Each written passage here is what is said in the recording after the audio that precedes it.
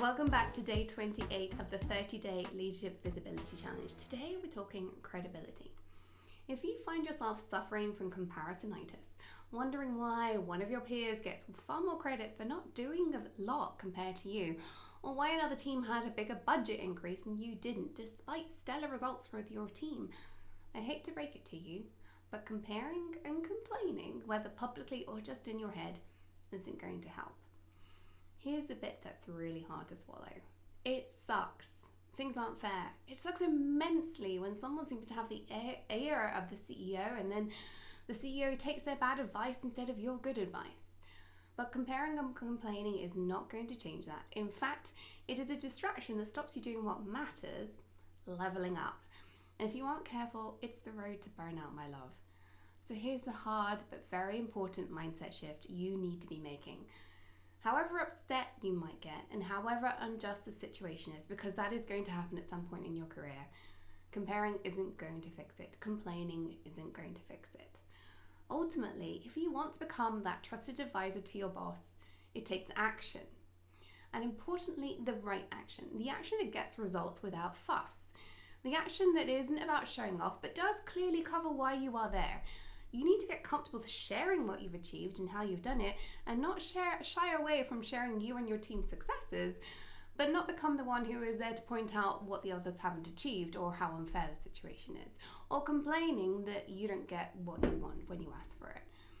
Ultimately, if you focus on doing great things and communicating them, one of two things will happen. Number one, the preferred outcome in my mind, you'll finally get the reputation as someone who should and can be trusted. Or number two, the less favorable, but equally likely in my experience, you'll realize that your boss isn't going to come around and is going to play favorite, and quite frankly, it's time to get out. But luckily, you have a load of examples of great work and impact that you can share with a prospective employer to help you jump ship quickly.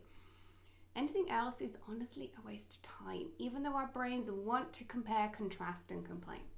I know that in the moment this is incredibly painful, and I sympathize completely.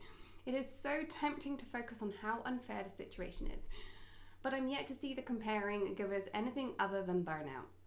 Whereas about 60% of the time, a doubling down and taking the right action gets you your preferred outcome. But either way, you get clarity and forward momentum, which is what I want for you. So here's today's homework. Here's the hard part once again. It's time to notice, pause, and reframe those 3 very important steps next time you notice that you aren't being treated fairly. By all means, make sure all the points have been heard, but if they are hitting a blank wall and bouncing off, it's time to take aligned action. So each time your brain starts to compare and complain, notice, pause, reframe, and move to your aligned to-do list to get that credibility you are craving, or the clarity that you're not going to get what you want in this particular instance, and instead build your credibility for your next role. Let us know in Slack next time you are struggling with this compare and contrast. I'll see you over in Slack.